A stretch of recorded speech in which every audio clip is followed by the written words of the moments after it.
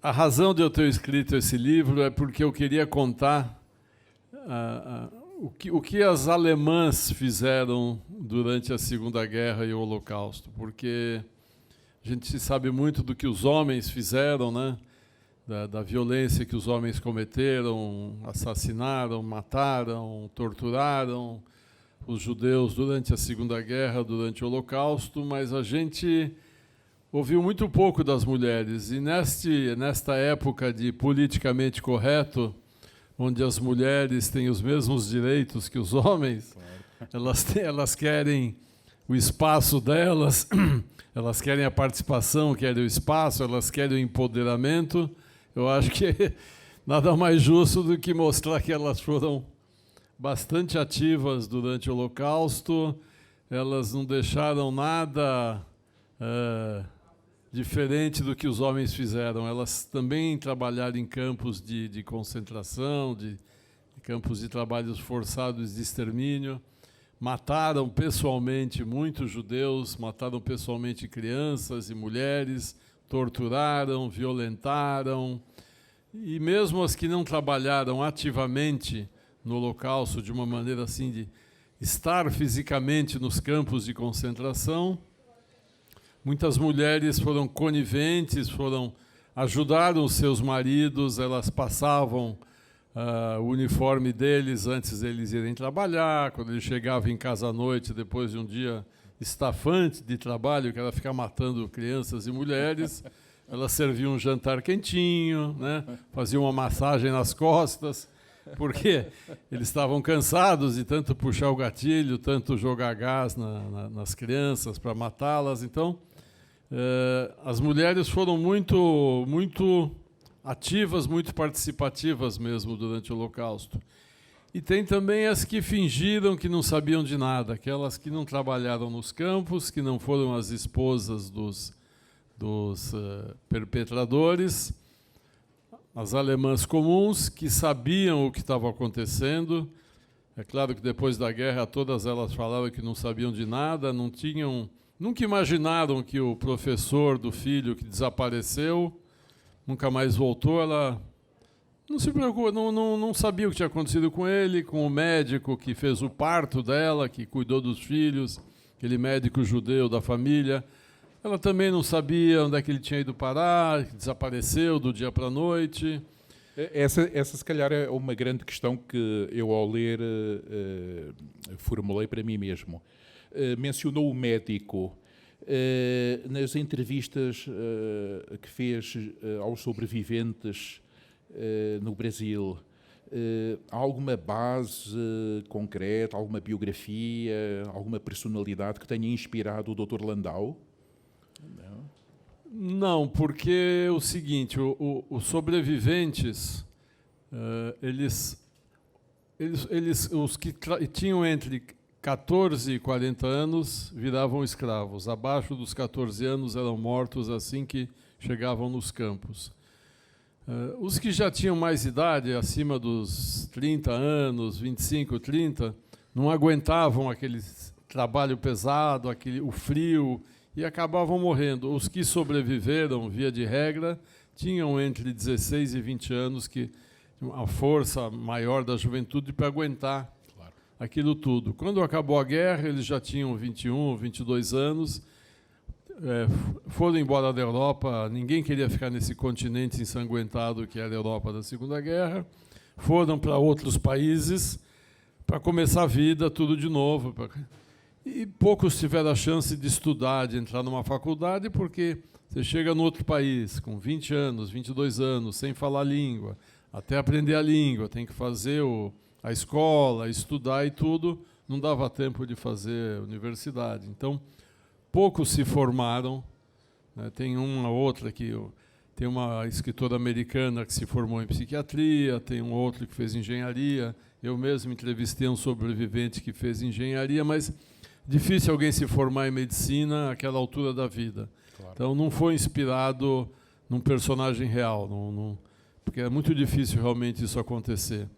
Eu até lembro que, quando eu fiz um filme sobre um sobrevivente, uma pessoa da equipe perguntou para ele, mas por que o senhor virou comerciante? O senhor queria fazer isso da sua vida?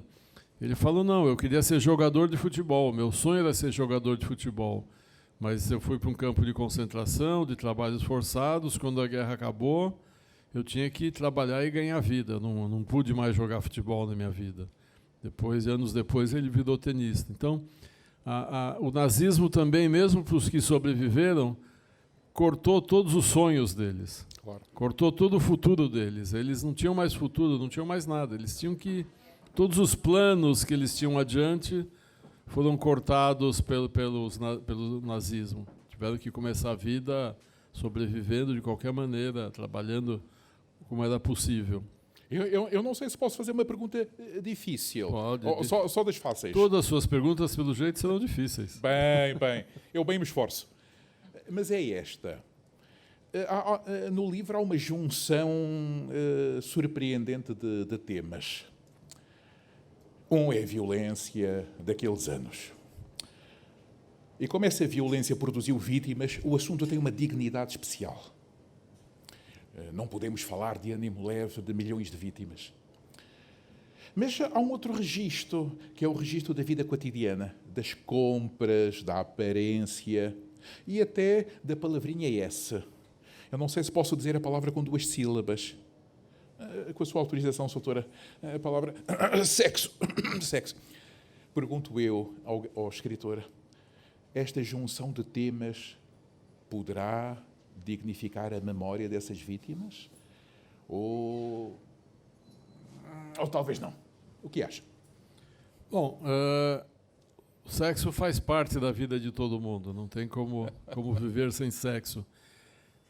Um dos sobreviventes também, eu conheci um sobrevivente que, anos depois, e mesmo casado, ele gostava de mulheres, muito mulherengo e tudo. Então eu perguntei para ele, eu senti que com ele eu tinha essa intimidade, e perguntar, existia sexo nos campos de concentração? Né? Ele falou, claro que sim, as pessoas conseguiam dar um jeito, porque os alemães são muito organizados, eles separavam os homens das mulheres, não ficavam juntos. De alguma maneira misteriosa, eles conseguiam atravessar a cerca e se encontrar para ter relacionamentos sexuais. Eu até falei para ele, mas a gente via todo mundo sujo, magro, esfomeado, faminto. Como é que conseguia fazer sexo naquele momento? A resposta dele era muito simples. Porque jovem consegue, jovem é mais forte. E depois, conversando com outros, eu consegui entender isso melhor. Quando eles viviam nos campos, quando eles estavam presos em campos de concentração ou de trabalhos forçados, eles esqueciam o que era a vida fora do campo. Eles viravam, como eles falavam, zumbis. Eles deixavam de ser o que a gente é. Passavam a ser zumbis. Então é como os animais. Um cachorro, quando vai fazer sexo com uma cadela, os dois estão sujos, os dois não estão preocupados com a beleza. Claro. Eles querem só o ato sexual. E naquele momento, aquelas pessoas estavam vivendo dessa maneira. Porque... eu vou dar um exemplo assim que a gente pensar sem a nossa cabeça, mas a coisa mais simples que existe. Se a gente ficar 2 dias sem escovar os dentes, a gente já começa a se sentir mal. Né? A gente almoça, janta, não escova os dentes, a boca vai incomodando, vai ficando ruim, não vai se sentindo bem. Agora imagina você ficar meses sem escovar os dentes. Meses sem lavar, nem água para lavar a boca tinha. Não é que você podia encher a boca de água e... Não tinha água. Se tivesse, eles bebiam. Quer dizer, as condições que eles viviam nos campos era terrível, era horrível. Eu vou dar um outro exemplo que a gente não para pensar. Quando eu contar, você vai ficar chocado. Quando a gente vê fotos de sobreviventes com aquele uniforme listrado, e muitos deles estão com a calça pela canela. Né? Nem sempre a calça estava pela canela, porque ele pegava o uniforme... Porque eles pegavam qualquer... É claro que não, Os alemães não falavam que número você usa, 42, e a cintura. Não. Eles iam lá, pegavam o que tinha e vestia. O sapato se servia, não servia, o sapato não, o tamanco. Então, por que algumas calças eram curtas? Quando um me explicou isso, eu fiquei chocado. Porque nos primeiros dias que eles estavam lá, e eles tinham que fazer suas necessidades fisiológicas, eles arrancavam um pedaço da calça para se limpar. Depois de 2, 3 dias, ele percebia que, se ele continuasse fazendo isso, ele ficaria sem calça, e não ia adiantar nada, porque ele estava sujo do mesmo jeito. Então, olha a loucura que os alemães cometeram. Quer dizer, são pequenas coisas que mostram a barbaridade do Holocausto. Transformar a pessoa numa não-pessoa. Numa não-pessoa que só pensava numa coisa. Todos eles, olha, eu entrevistei mais de 50. Todos eles só pensavam numa coisa. O que eu vou comer hoje para estar vivo amanhã? Não havia outro pensamento. Quando eu ouço algumas pessoas filosofando sobre o Holocausto, tentando entender de uma maneira humanística ou filosófica o Holocausto, tudo cai em terra quando a gente conversa com um sobrevivente. Ele não pensava por que ele estava lá, ele não pensava o que aconteceu com a mãe dele, ele não pensava por que estão fazendo isso com os judeus, por que estão fazendo isso comigo, que eu não fiz nada, eu sou inocente, eu nunca fiz mal para ninguém. Eles só pensavam numa coisa: o que eu vou comer hoje para estar vivo amanhã. Claro. Era o único pensamento deles. Como se fosse uma viagem a altíssima velocidade. O campo visual fica muito estreito. Só o pão, só o pão, só o pão. Como posso chegar amanhã? Não pensam em mais nada. Eu tive também uma experiência com um sobrevivente. A gente visitou um campo onde ele ficou preso na Áustria, em Melk. Melk é uma cidade austríaca linda, nos Alpes, e tinha um lago maravilhoso, aquela montanha imensa, com as neves eternas, aquela paisagem de lua de mel, né? Que é um lugar que todo mundo quer passar a lua de mel, na beira de um lago, temperatura gostosa, tudo muito bonito. E uma pessoa que estava junto com a gente na equipe perguntou: seu Júlio, quando o senhor estava aqui, prisioneiro, viu essa paisagem linda, mas o senhor estava preso, escravo, maltratado, passando fome. O que o senhor pensava quando via esse lugar lindo e o senhor estava trancado num campo de escravos? Ele olhou aquele lago, olhou aquela montanha. Que lugar bonito, eu nunca tinha visto isso. Como você não viu isso? Você ficou um mês aqui, você passava aqui todo dia para ir do campo para o túnel que tinha que construir. Mas eu ficava olhando para o chão, para o calcanhar do prisioneiro da frente, tentando ver se eu achava alguma coisa para comer no chão, pensando o que eu vou comer hoje para estar vivo amanhã. Eu nunca olhei para o lago, nunca olhei para a montanha. Quer dizer, as pessoas ali, elas viveram num mundo à parte, era um outro mundo. Era um mundo que não existia, era um pesadelo constante. Era um inferno de Dante na Terra, infelizmente um inferno construído por alemães como nós, de carne e osso, alemães que pensavam, que filosofavam, que não estavam pensando no que eles iam comer amanhã para ficar vivo hoje. Que tinham boas universidades. Boas universidades, que estudaram, que leram Goethe, que ouviam música clássica. Quem construiu esse inferno na Terra foram os alemães e as alemãs, que é o que eu mostro no meu livro. Apesar da beleza ter um império poderosíssimo na nossa vida, na situação que descreve, essas pessoas nem conseguiram ver a beleza. Não existia a beleza de todo.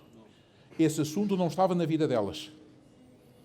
Isso mostra a força da barbárie. Até impediu ver um assunto que habitualmente tem uma força desproporcionada na nossa vida, porque a beleza capta-nos, atrai-nos, põe-nos reféns. Nessa circunstância, nada disso aconteceu. Não existia beleza, não existia filosofia, não existia o depois de amanhã. eu quero estar vivo amanhã. E o que eles falavam para mim também. Mas como você conseguiu sobreviver? Eu era jovem, eu queria viver. Eu sabia que eu tinha a vida inteira pela frente. Eu não fiz nada. Eu nasci judeu, mas eu não fiz nada, eu não fiz mal para ninguém, eu não matei ninguém, eu não bati ninguém, eu não fiz nenhum crime. Eu estou preso, sendo maltratado só porque eu sou judeu. E isso é assustador, porque a gente vê o antissemitismo renascer na Europa. Em vários países da Europa, o antissemitismo renasce, e renasce com força. As pessoas continuam com esse ódio aos judeus, agora disfarçado de ódio a Israel, como se Israel não fosse um país de judeus. Então, politicamente correto, é feio dizer que é antissemita, que não gosta de judeus, mas é politicamente correto dizer que Israel é um Estado opressor e assassino e tem que ser destruído.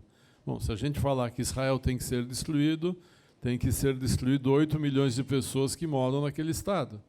Claro. Então, o que assusta é que o Holocausto aconteceu há 75 anos atrás.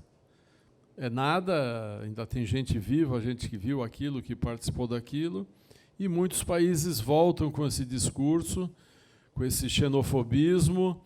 Então, acho que é muito importante, acho que a principal coisa do meu trabalho, a principal missão que eu tenho, é mostrar o que foi o Holocausto para que seja combatido qualquer tipo de intolerância, de preconceito, seja contra a religião, contra a etnia, contra o sexo. A opção sexual é de cada um, ninguém tem nada a ver com isso. Então, acho que é muito importante lembrar do Holocausto para mostrar que, se a gente não matar a serpente já no ovo, ela cresce e vira essa máquina destruidora que foi a Alemanha nazista. Eu não cheguei a perceber se a bela alemã era um ser humano normal, bem, com escolhas muito duvidosas e, do meu ponto de vista, criminosas, ou se tinha algum sinalzinho de patologia, como se fosse, desculpem a expressão norte-americana, uma serial killer no feminino. Havia lá alguma patologia, ou o Márcio tentou chegar à alma da alemã típica, da mulher alemã típica dessa época? Também não chegava, ela nem era, eu nem pensei numa patologia dessas, nem numa alemã típica. Era uma alemã que queria vencer na vida. As armas que ela tinha era a beleza e a sensualidade. Ela, desde jovem, percebeu que os homens ficavam malucos por ela, todo mundo acompanhava ela com o olhar. Ela falou, isso é um talento que eu tenho que vai me ajudar a subir na vida. Ela não era antissemita, ela não era nazista, ela não era politizada, ela nem sabia que a Alemanha estava em guerra, que a Alemanha estava cometendo o Holocausto. No começo ela não sabia nada, e não sabia mesmo. Ela queria subir na vida. Uma alma simples, não é? Uma alma simples. Mas, com o tempo, ela vai se revelando uma psicopata, porque para ela atingir os objetivos, ela não pensa mais se ela está cometendo um crime ou não. Quando ela descobre que existe o Holocausto, isso também não afeta ela, porque o objetivo dela era ganhar dinheiro e se dar bem na vida. Se estavam matando judeus, não era problema dela. Se a Alemanha estava em guerra, não era problema delas. Se a Alemanha começou a perder a guerra, também não era problema dela. Então, com o tempo, vai se revelando uma falta de escrúpulo total, uma falta de caráter, de sentimento, que o meu irmão, que é neuropsiquiatra e leu o livro, definiu que ela é uma psicopata. Né? Ela não tem sentimento por nada. Foi essa a minha percepção também. Ele, analisando a personagem, não tão bem como você analisou, que ninguém analisou tão bem, muito obrigado. Ele concluiu que ela é uma psicopata, mas eu não tinha pensado nisso. A pergunta faz nascer em nós muitos fantasmas, porque a certa altura estamos a falar sobre o livro, mas também estamos a refletir sobre o que é que andamos a fazer na vida. Do ponto de vista do Márcio, essa mulher alemã bonita tinha legitimidade para fazer o que fez? Porque ela poderia sempre dizer, são condições históricas excepcionais. Eu tenho a obrigação de saber o que é que o Estado anda a fazer. O que lhe parece? Ela poderá invocar isso? As pessoas não se informam habitualmente, têm a tarefa de viver, que é suficientemente urgente. Será que ela tem desculpa? Não, ela não tem desculpa, porque em determinado momento ela fica sabendo o que está acontecendo, ela entende que a Alemanha está em guerra, que coisas erradas estão acontecendo no país, que estão assassinando os judeus de uma forma industrial. Nesse momento ela devia ter alguma reação, ela devia parar e pensar e falar alguma coisa, eu tenho que fazer alguma coisa. Márcio, mas a reação nesse contexto poderia ser suicídio? Se ela alertasse, isto é errado, nós não podemos fazer isto. Não precisava ser suicídio. Eu vou dar, assim, 2 exemplos. Por exemplo, há 3 anos atrás, estávamos descobrindo casos de corrupção imensos no Brasil. Uma corrupção, quando a gente fala no Brasil, é 200 milhões de euros, 100 milhões de euros. Não é coisa pequena. O Brasil sabe ser grande em corrupção. São valores imensos. E as mulheres dos políticos diziam que não sabiam como é que surgia tanto dinheiro naquela casa. Como é que o marido tinha helicóptero, tinha iates, casas na praia. Eu não sabia.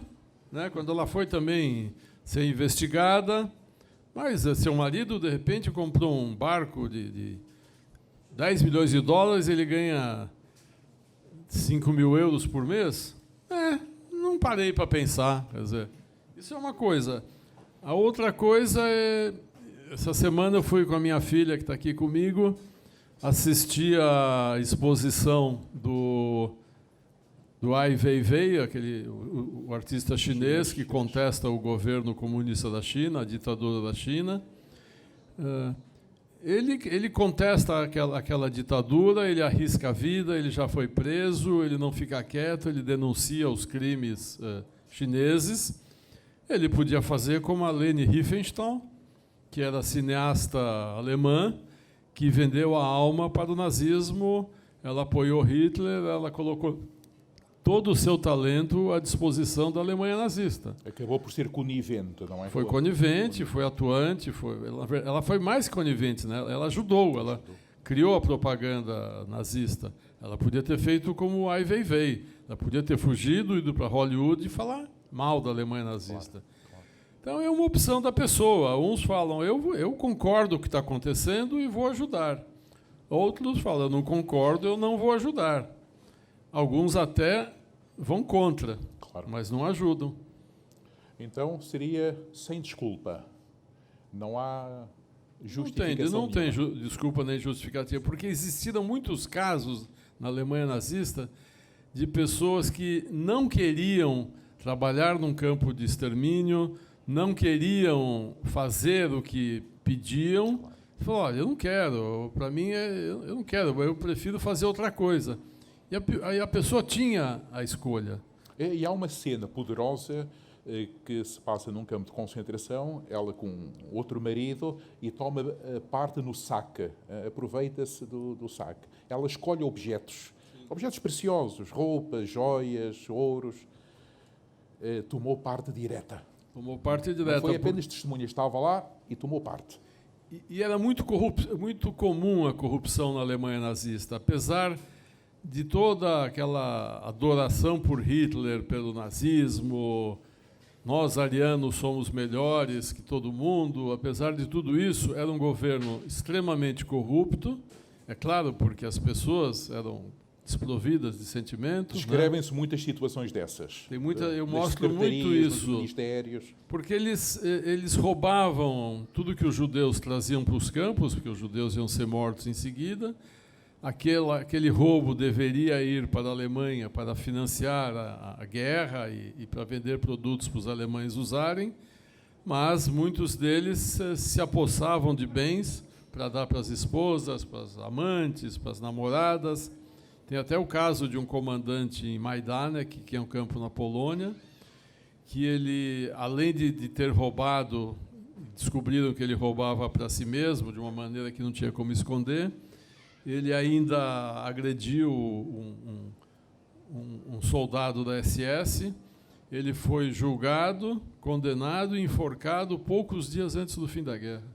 Um dos poucos casos onde os próprios nazistas condenaram outro nazista por corrupção. Extraordinário isso, extraordinário. Significa que eles não se esqueceram do bem e do mal. Exato. Quando era conveniente. Eles sabiam, não é? professor, eles sabiam que estavam fazendo mal, eles tinham plena consciência que estavam fazendo mal, porque os primeiros assassinatos no leste europeu eram por fuzilamento e depois eles enterravam os judeus em covas, em grandes covas, né? Grandes covas comunitárias. Quando os soviéticos começam a libertar esses territórios, eles correm desenterrar aqueles cadáveres e queimar para apagar as provas dos crimes. Quando os soviéticos começam a libertar a Polônia, antes de fugirem, eles dinamitavam os fornos crematórios, as câmaras de gás, queimavam os documentos, porque também tem isso, o alemão é organizado, ele documenta tudo. Ele documentava o que ele estava fazendo, tinha uma contabilidade de quantos judeus chegaram, quantos foram trabalhar na Volkswagen, quantos foram trabalhar na Siemens, quantos foram mortos no dia da chegada, tudo está documentado. Então, a Hannelore é um exemplo disso. Um exemplo disso. No e livro eu destrói mostro... os documentos para... Destrói os documentos. Não quer ser fotografada? Ela não quer ser fotografada e os nazistas sabiam que estavam cometendo um crime, então tentaram apagar o que era possível antes da chegada dos soviéticos. Ou seja, eles sabiam o que era o bem e o que era o mal. Eu não quero revelar a trama romanesca, mas a parte final, vou dizer com este eufemismo, a parte final, a cena do bebê que é abandonado, não será uma forma do Márcio atribuir um sentido à barbárie? Este paralelismo com a história de Moisés, será que, contra toda a racionalidade, aquilo que estes hediondos carniceiros fizeram não tem um sentido que nos escapa?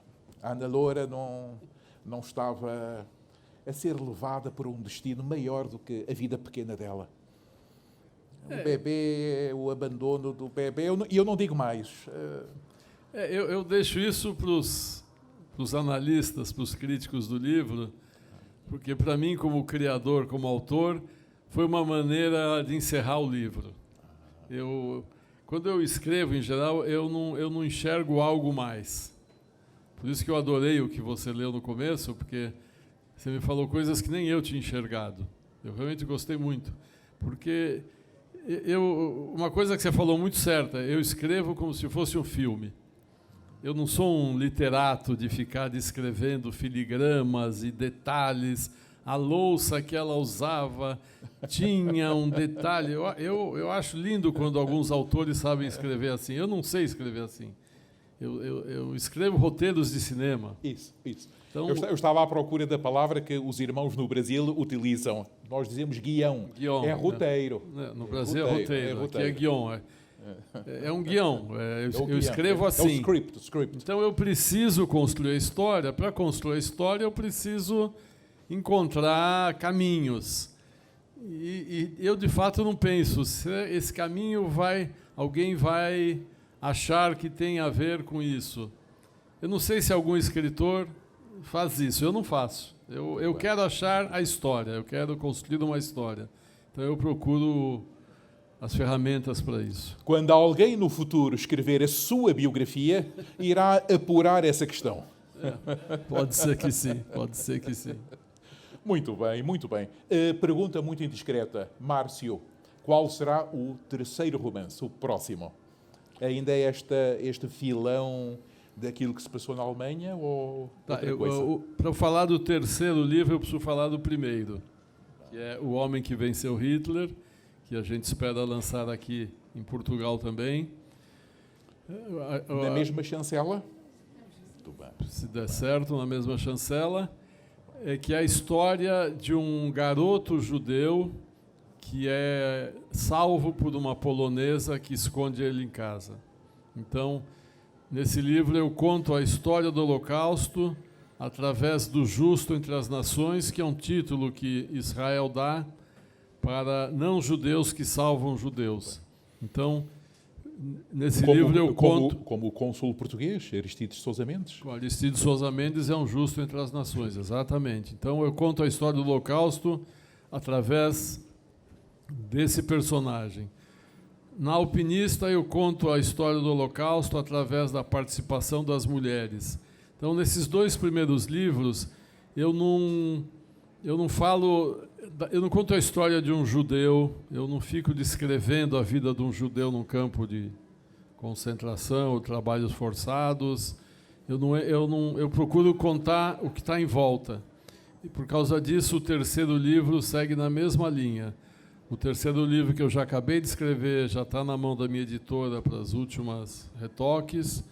Eu conto de uma coisa que também ninguém está acostumado a ler sobre isso, e principalmente eu que estudo muito o assunto, eu vejo que as pessoas, em geral, não pensaram nisso. Elas não falaram. É até quase uma surpresa o que eu vou falar, que é a participação dos universitários e dos industriais no Holocausto. Porque quando a gente fala do Holocausto, as pessoas imaginam que foram os soldados que saíram matando judeus.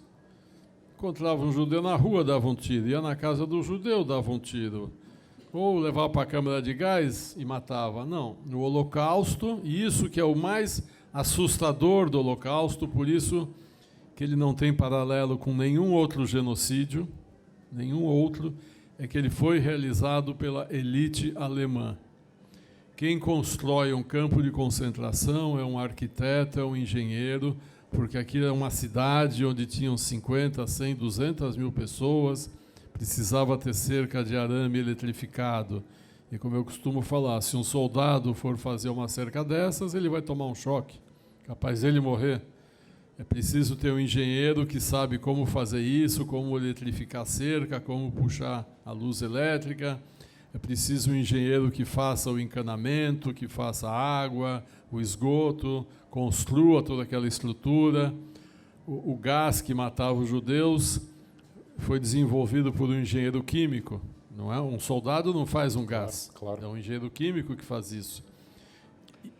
Seriam os universitários ou seriam as ideias erradas que povoavam as mentes desses universitários? Poderemos culpar as ideias, a má cultura, como se fosse uma avalanche de maus conceitos que a certa altura dominaram a vida de todas aquelas inteligências? Há ideias criminosas ou são pessoas criminosas? Não, são pessoas que querem servir ao Estado, querem usar o seu talento para fazer algo que eles consideram correto. Quer dizer, talvez tenha sido feita uma concorrência pública para construir um campo de concentração, vários candidatos se apresentaram, fizeram ofertas, ou já sabiam quem era o arquiteto que podia fazer isso. Por exemplo, para os fornos crematórios teve uma concorrência. Quem iria fornecer os fornos crematórios? Então, quando eu falo assim universitários, industriais, eu falo a elite do país, né? E aquele arquiteto ficou muito contente de realizar aquele trabalho, talvez tenha sido até homenageado pela SS, pelos excelentes serviços prestados, e depois da guerra ele continuou trabalhando como um arquiteto, fazendo escolas, fazendo hospitais, fazendo creche. Quer dizer, essa é a loucura do Holocausto. Porque quando a gente ouve falar do que aconteceu nos Balcãs, há pouco tempo atrás, os sérvios matando croatas, lá sim, eram soldados matando civis. Soldados chegavam na vila, estupravam as mulheres e matavam os homens de uma maneira desorganizada, violenta, mas desorganizada. Se alguém escapasse, escapou. Não, com os nazistas não, era uma maneira organizada, que eles chegavam numa cidade, reuniam todo mundo, e não tinha essa de estuprar a mulher, não, era matar todo mundo, inclusive as crianças, porque eles falavam, a criança vai crescer e virar um adulto, então nós temos que matar a criança. A relação entre a cultura e a violência, penso que já foi muito estudada. O Norman Cohn, que começa o livro O Mito da Conspiração Judaica Mundial, porque ele era oficial do exército americano e esteve na Áustria, e ao falar com os prisioneiros, outros oficiais nazis, reparou, estas pessoas têm um altíssimo nível de formação universitária, e ficou surpreendido com isso. O Vercors, um ex-resistente da resistência francesa, escreveu sobre isso. Por isso, esta conexão entre cultura e violência é conhecida. Neste terceiro romance, o Márcio quer um ângulo novo, é universitário... Eu quero mostrar, eu quero isso, que as pessoas saibam que o Holocausto não foi feito só pelos militares, pelos soldados, claro, pelos SS, pelos nazistas. Foi feito pela sociedade alemã. Os alemães se envolveram de corpo e alma no projeto de extermínio dos judeus. Claro. Eu quero que as pessoas entendam isso. Eu não estou preocupado se os alemães vão ficar chateados ou não. Eu quero mostrar, claro, que isso foi feito pela sociedade alemã. Sem nazistas não fariam isso sozinhos. Eles precisaram do apoio de toda a sociedade. Então não há conexão entre esse seu terceiro romance e os sobreviventes que chegaram ao Brasil. Não pensa pôr em romance uma das histórias que conheceu pessoalmente?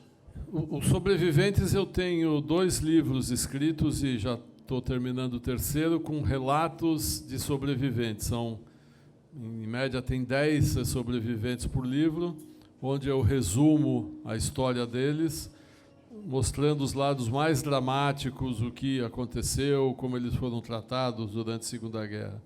Eu já tenho esses livros, 2 feitos, onde eu relato isso. Eu tenho um que eu já tenho pronto, de um sobrevivente que tem uma história impressionante. Ele era da Ucrânia. Quando os alemães chegaram na Ucrânia, construíram 2 guetos na cidade dele, Gueto 1 e Gueto 2. E no Gueto 1, colocaram as pessoas que tinham utilidade para os alemães. Quem que tinha utilidade? Carpinteiro, marceneiro, encanador, sapateiro, alfaiate. Quem não tinha utilidade? Professores, gerentes, contabilidade, advogados e tal. Em determinada noite, os alemães invadem o Gueto 2 para matar todos eles que não eram úteis. Os outros iam virar escravos. A mãe dele acha que eles vêm buscar os homens. Então, ele fala para o marido e para o filho, você se esconde, eles tinham um armário, um fundo falso num dos armários, ficam escondidos, eu e minha filha aqui, eles vão ver que só tem mulher, e eles vão embora. Infelizmente, ela estava enganada, os alemães tinham entrado para matar todo mundo, fuzilam a mãe e a irmã dele. À noite, eles fogem desse buraco do armário e conseguem ir para o Gueto 1, porque o pai dele estava no Gueto 2, porque o pai dele era gerente de uma fábrica, não tinha utilidade para os alemães. Quando eles estão no Gueto 1, eles pedem... os alemães vêm e pedem voluntários para cortar árvores para fazer lenha. Ele se oferece, junto com o pai, e vão para a floresta para cortar lenha com mais 10, 15 judeus e deixam só um soldado tomando conta deles. Aí esse rapaz, na época ele tinha 16 anos, ele pensou, bom, se eu voltar, eu vou ser morto. Se eu fugir, eu posso sobreviver. Claro. Ele falou, não tinha opção. Não é que ele tinha opção, ele não tinha opção. Ou morro, ou morro. Então, eu vou tentar sobreviver. E ele pega, está lá 10, 15 judeus, um único soldado, o soldado distraindo, fumando um cigarro, ele ataca o soldado, rouba a arma do soldado, foge para a floresta e todos vão com ele, inclusive o pai. E ele passa 1 ano nas florestas da Ucrânia escondido. E eu perguntei para ele, mas você caçava? Como é que você comia? Ele falou, não, aquelas florestas não tem caça. são de pinheiros, né? Aquelas floresta só de pinheiros, não tem como caçar. O que você comia? Fruta, raiz? Não, também não tem. A gente assaltava sítios de ucranianos para roubar comida, roubar mais armas e roubar roupa. Porque a gente ficou um ano. E eu perguntei para ele, eu falei, escuta, eu imagino o frio que é na Ucrânia no inverno. Claro. Se já é frio em Portugal no inverno, imagina na Ucrânia 40 abaixo de zero. Falei, como é que você fazia no inverno? Eu acordava coberto de neve. E como é que você aguentava? Porque eu era jovem, eles sempre falam isso, porque eu era jovem. Eles acham que jovem aguenta tudo, eles aguentaram, né? Depois de um ano que eles estavam... Ele não podia parar em lugar nenhum, eles tinham que andar de hora em hora, porque os nazistas estavam atrás deles, não podia acender fogueira para a fumaça não atrair atenção. Então, quando eles roubavam frango, eles comiam frango cru. Arrancavam as penas e comia sem sal, sem ketchup, comia o frango como dava, e ainda mordia os ossos e tudo. Assim ele passou um ano. Quando os soviéticos libertam a Ucrânia, ele entra no exército soviético, vira um partisã e passa a dinamitar trilhos de trem, atacar os alemães, Claro. matar os nazistas. Eu até perguntei para ele, mas você matou muitos? Né? Pergunta embaraçosa, não é? Uma pergunta, você matou muitos? Não sei. Eu falei, não, mais ou menos. Não sei. 100? Ele falou, um pouco mais. 200? Um pouco mais. Eu falei, você matou poucos. Eu falei para ele.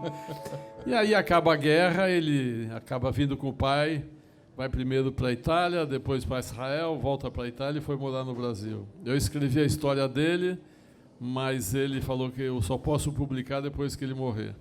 Muito bem, muito bem. Ele ainda está forte, tem 96 anos, muito forte. E uma coisa muito interessante, ele ficou bilionário em dólar. É um homem muito, muito, muito rico. E eu aprendi com ele e com muitos outros que eles se deram muito bem na vida depois, porque eles perderam completamente o medo. A gente tem medo de tudo. A gente tem medo de investir, de arriscar, de fazer. Extraordinário. Eles não têm medo de nada. Porque ele fala para mim, eu não tinha medo do nazista, eu vou ter medo de um fiscal do imposto de renda? Vou ter medo Claro. do meu cliente não me pagar ou do meu fornecedor me cobrar e eu não tenho dinheiro? Eu não vou ter medo disso. Perderam o medo. Extraordinário, extraordinário. Márcio, não sei se sabe, é uma sabedoria mais pequena do que a sabedoria judaica que muitas vezes se invoca no livro. Mas eu tenho esta pequena joia de sabedoria, que não há pessoas invisíveis. Ora, nós temos a alegria de ter uma representante da editora. E eu não queria que a doutora Helena Rafael fosse invisível. E há um detalhe nesta capa que tem a ver com o português do Brasil e o português da Europa. Vocês os dois, o autor e a editora, conversaram sobre o significado da alpinista nos dois países. Foi um debate entre a editora e o Márcio na opção a dar ao título do livro. E, de facto... O que é que esteve sobre a mesa? Trepadora social? Houve uma conversa entre a pessoa que fez a revisão e o Márcio e de facto, a alpinista em português de Portugal não é usado como no Brasil o termo alpinista é. Mas achámos que fazia sentido manter o título, até manter aqui assim um pouco a ambiguidade, e optámos por ficar com o título em brasileiro, mas de facto a trepadora é mais habitual no contexto português. E depois o grafismo parece que seguiu essa lição. Sim, o gráfico, há uma montanha. Sim, há uma montanha. Exatamente. Pronto, há aqui, muito assim, boa a solução, muito boa. Ele acabou por enfim. Ainda agora estávamos a falar sobre um livro que estou a ler, enfim, sobre a arte de editar. E, de facto, um dos grandes momentos do editor é conseguir que a capa represente aquilo que o livro é para um público que se desconhece e que não sabe quem é que vai interpretar a capa. E, de facto, o criador da capa criou essa ambiguidade e traduziu-a graficamente. Esta é uma grande capa. Eu só tenho pena que não se veja o rosto da Ana Lora. Exatamente. ficamos assim a pensar, não é? Ficamos a pensar nessa beleza. A pessoa comprar o livro e abrir para ver se o rosto está lá dentro. Eu temo que descubra as linhas do seu próprio rosto lá dentro. Porque a questão do oportunismo não morreu nos anos 20, 30 e 40. É uma constante, não é? É uma constante. Tomar vantagem, aproveitar dentro do razoável. E esta personagem ultrapassa todo o razoável, não é? Todo o razoável. Márcio, foi um prazer estar consigo, conhecer a doutora Helena também. Foi um prazer e acrescento um elevado privilégio. Muito obrigado. Obrigado a todos, obrigado professor, obrigado a Helena. Muito obrigado mesmo. Muito obrigado, muito obrigado.